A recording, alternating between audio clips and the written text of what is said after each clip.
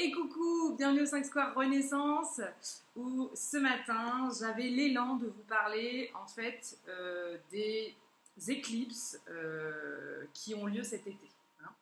Alors il faut savoir que le mois de juillet il a démarré là sur les chapeaux de roue avec une éclipse solaire totale doublée d'une nouvelle lune. Donc j'aime autant vous dire que au niveau énergétique, on a passé un portail. Hein. Ça se sent, on sent qu'il y a des choses qui ne seront plus jamais pareilles à l'intérieur de nous, dans le bon sens. On sent qu'il y a des choses qui ont bougé en profondeur, il y a des secrets, des révélations, des machins, des trucs qui émergent, qui remontent.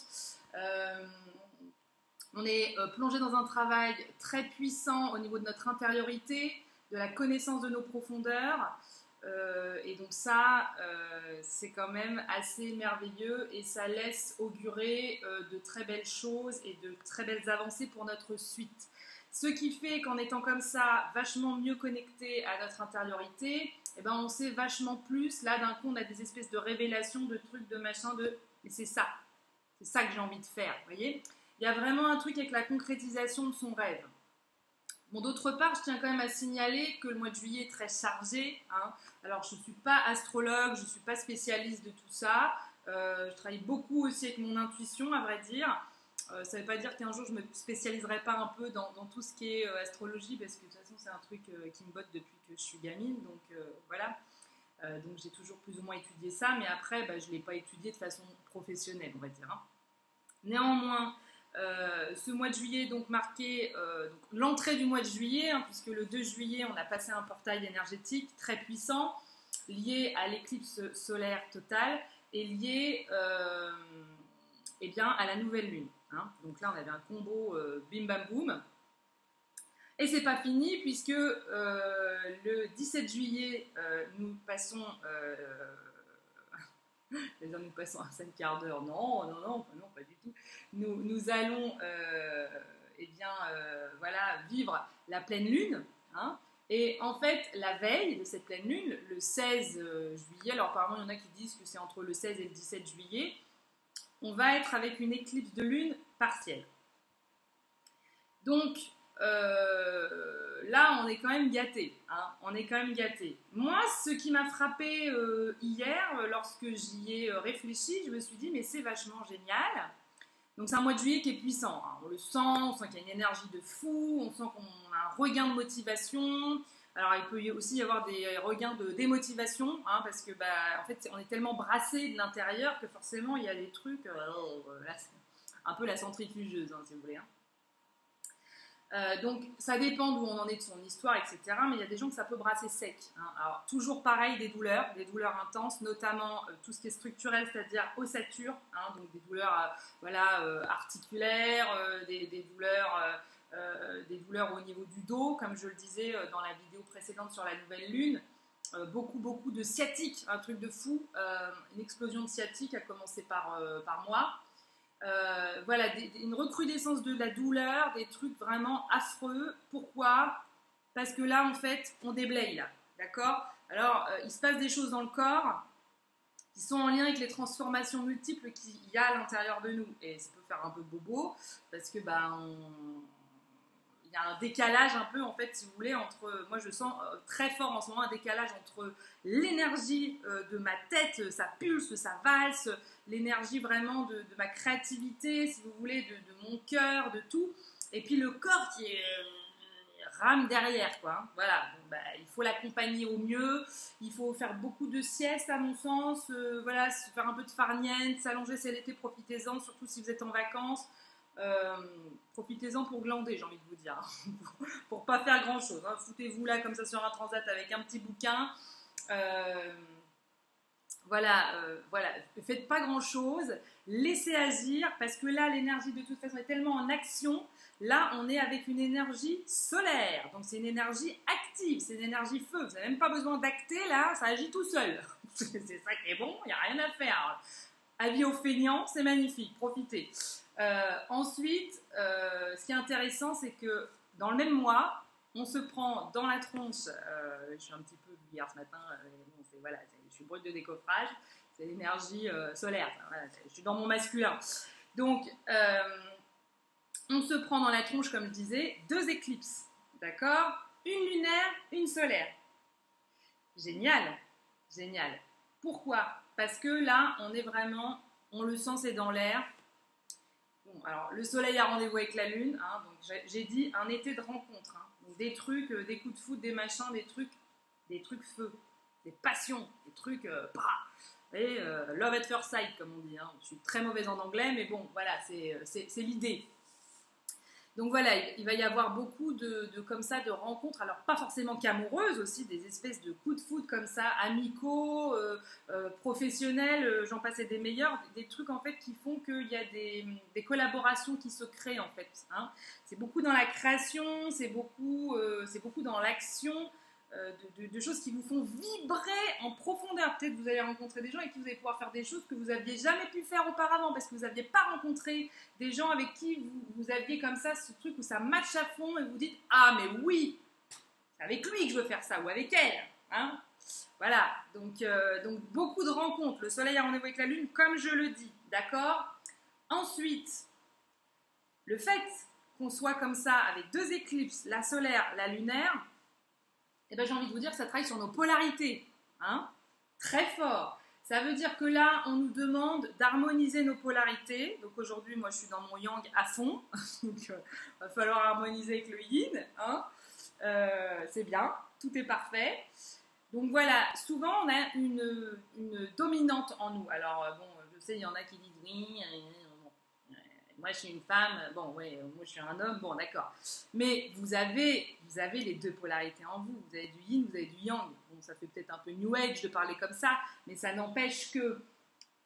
alors ça choque certains parce qu'on dit, bah oui, mais alors la sensibilité c'est yin, alors ça veut dire que le yang c'est pas sensible. Bah si, il y a du sensible dans le yang, bien sûr. Alors, on va pas faire des généralités non plus, mais on va dire que pour faire court, l'énergie yin, donc l'énergie de la femme, l'énergie féminine, c'est une énergie quand même qui est plus une énergie d'intériorité, à la base, hein.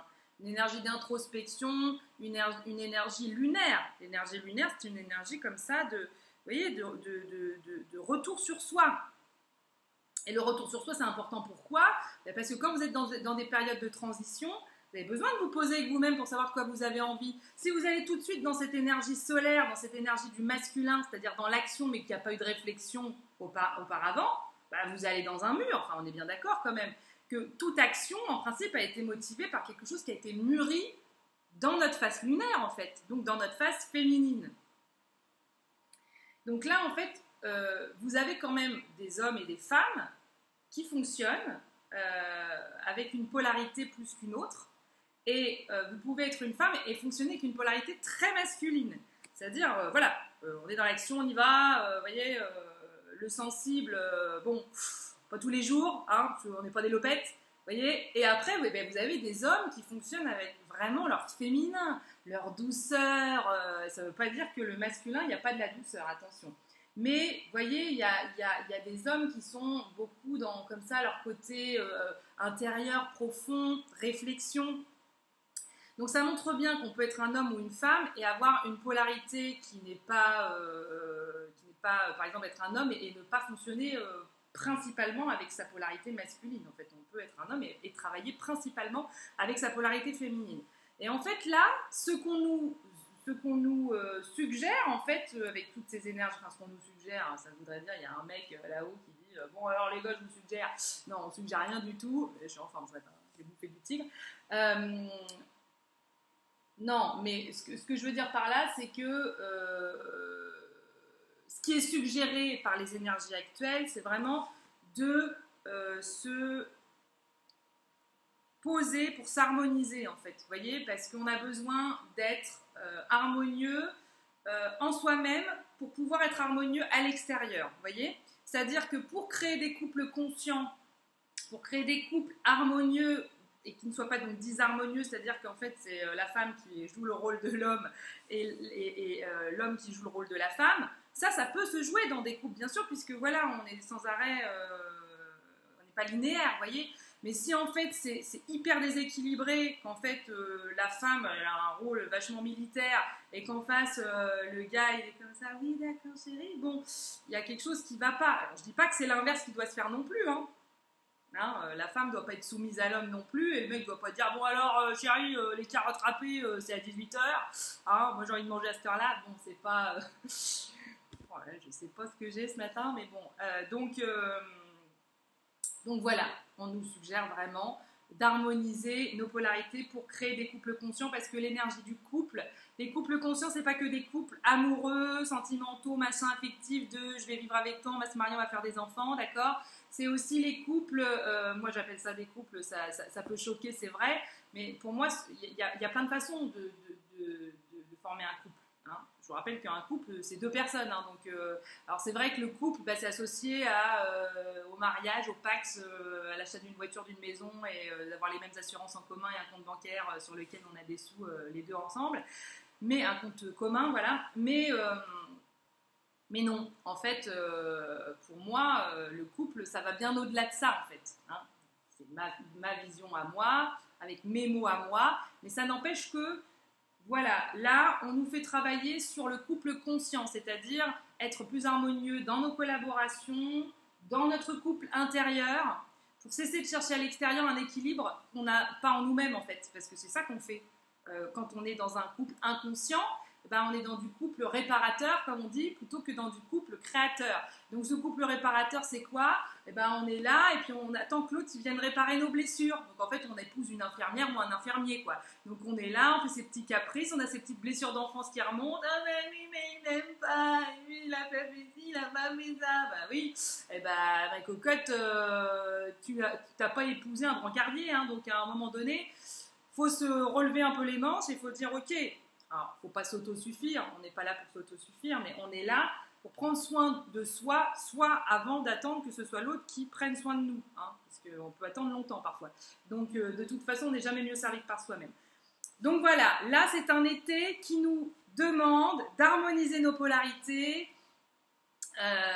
de se lancer comme ça dans un changement important de vie qui nous promet en fait d'embrasser enfin nos rêves, de rencontrer des gens fabuleux avec lesquels cheminer sur un long moment. Il faut savoir que l'éclipse solaire là, elle va être effective pendant 6 mois.